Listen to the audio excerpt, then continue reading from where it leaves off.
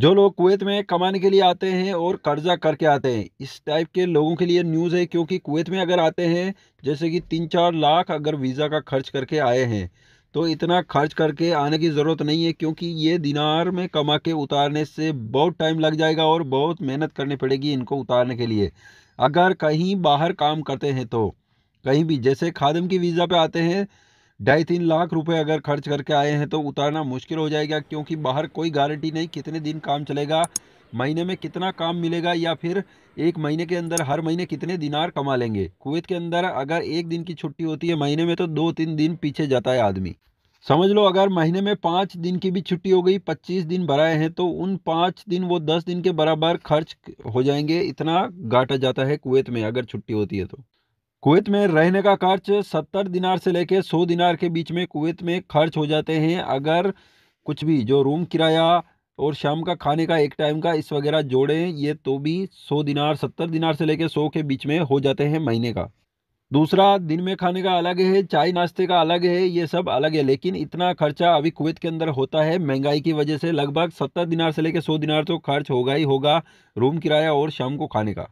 तो जो लोग 3-4 लाख रुपए खर्च करके कुवैत में आते हैं, फिर उनका रहने खाने पीने का खर्च है। अगर छुट्टी आती है तो छुट्टी का एडजस्ट करना पड़ेगा, फिर जाके जो भी मंथली सैलरी बनती है उनमें से ये खर्च निकालना पड़ेगा, फिर बचत करनी पड़ेगी और फिर बचा के भेजना पड़ेगा अगर कर्ज करके आते हैं तो। लेकिन किसी कंपनी की वीज़ा पे कंपनी के अंदर ही काम करके करने के लिए आ रहे हैं तो उनके लिए फ़ायदा है। खादिम की वीज़ा से आ रहे हैं तो खादिम कुवैती के घर पे ही काम करना पड़ेगा तो सही है। अगर कहीं भी जो इकामा कहीं का है और काम कहीं और करते हैं तो कोई गारंटी नहीं कितने साल चलेगा कुवैत में, कोई फ़ायदा नहीं है।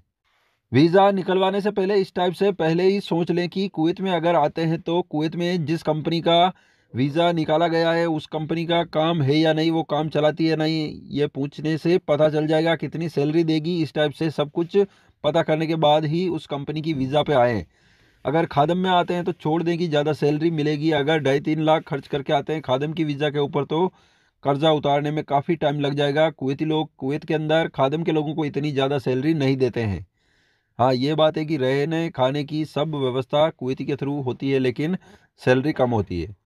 किसी दुकान की वीज़ा पे आते हैं, दुकान पे काम करने के लिए, और लगभग 3-4 लाख रुपए खर्च कर दिए शून की वीज़ा के दुकान पे काम करने के लिए, तो दुकान के अंदर भी दुकान पे पहले 1 साल तो कम से कम इतनी सैलरी नहीं मिलेगी कि वीज़ा का कर्जा उतर जाए। सैलरी पहले कम मिलेगी, काम सीखने के बाद नॉलेज एक्सपीरियंस हो जाएगा, थोड़ी अरबी भाषा आने लगेगी, तभी जाके सैलरी ज़्यादा मिलेगी, बाकी पहले नहीं मिलती है इतनी।